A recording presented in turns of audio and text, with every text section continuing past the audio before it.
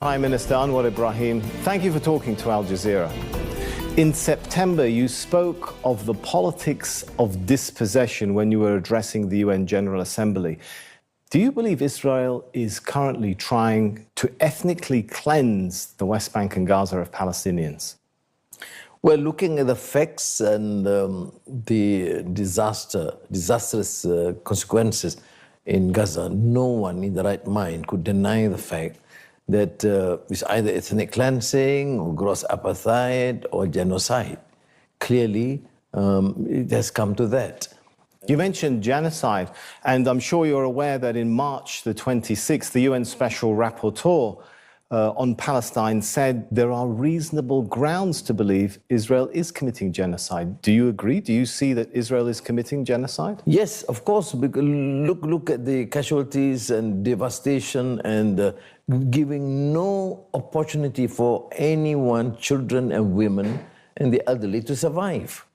What other terms can be applicable? You know, Prime Minister, when people in the Global South hear that, the thing that comes to mind is they remember what the US president said on December the 12th, that Israel was conducting indiscriminate bombings in Gaza.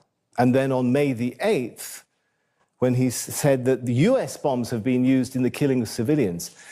And I think for many people in the Global South, they wonder, why doesn't the US stop sending weapons if they know it's being used to kill civilians indiscriminately? Do you call on the US to stop the transfer of weapons?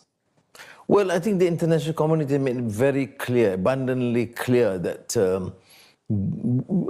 authorities and governments, including the United States, should do whatever it can. First, just complete cessation of hostilities and stop the war. And whilst I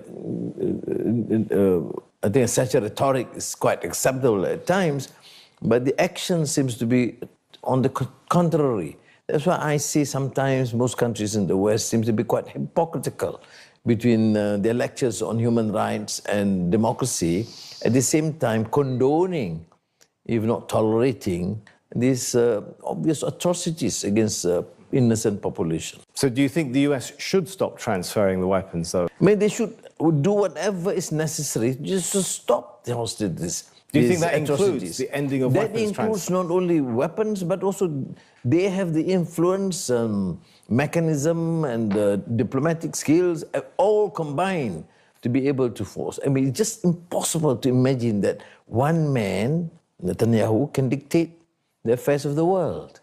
International human rights groups like Amnesty International on January the 26th, 2024, Human Rights Watch, December the 8th, 2023, stated the US is risking complicity in Israeli atrocities by continuing to supply weapons and diplomatic cover.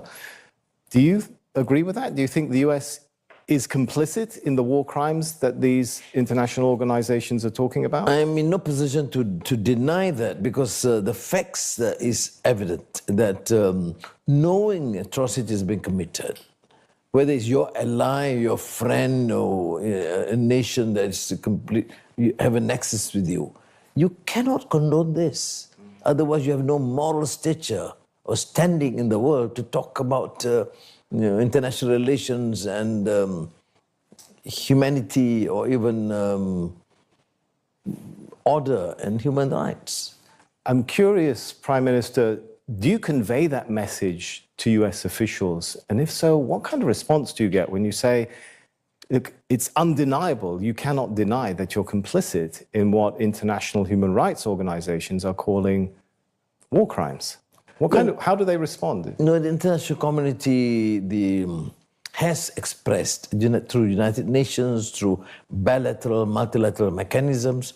I remember during the APEC conference in San Francisco, I did appeal to the United States, particularly in front of President Joe Biden, who did listen very attentively to my expression, a passionate call.